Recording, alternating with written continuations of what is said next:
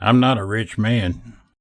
I ended up playing in a lot of clubs, a lot of dives, a lot of hotel venues, hotel bars and lounges. While I was on the road as an engineer, I always found a place to go play. I typically tried to find a live band that I could sit in with, and then sometimes there wasn't available, so I just did karaoke.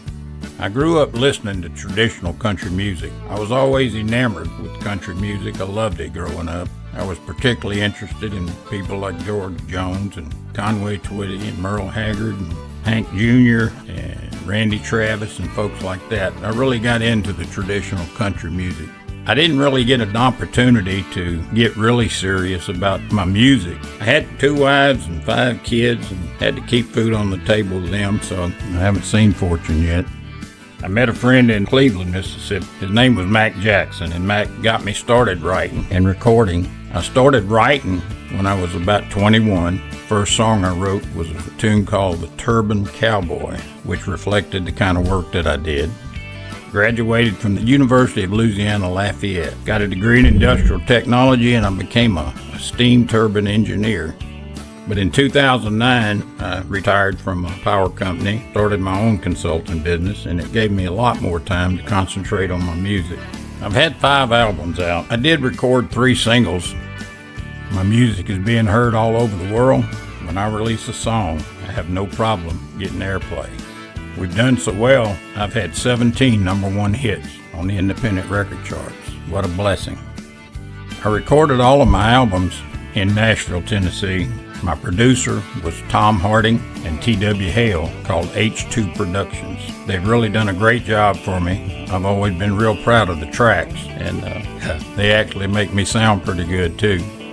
In 2010, I went in and did my first CD in Nashville, Tennessee. It was called If You Drive Me to Drinking, I'll Buy the Gas. It was my debut album, and it did really well. We ended up with 4 or 5 songs that went #1 on the independent charts.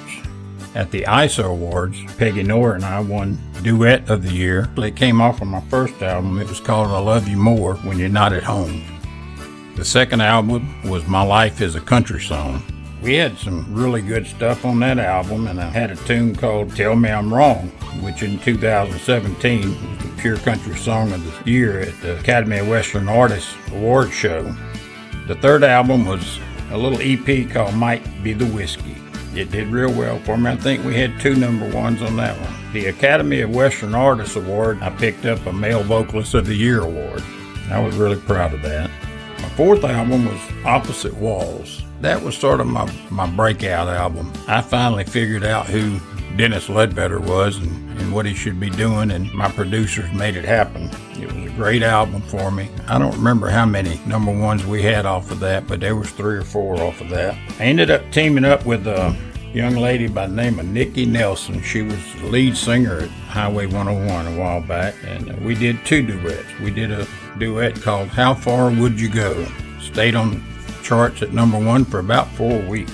And then we did another duet, which is a current duet that's out there right now. It's called Opposite Walls. That came off of the Opposite Walls album, but we did it as a duet. And it's doing really well with radio and making a lot of noise.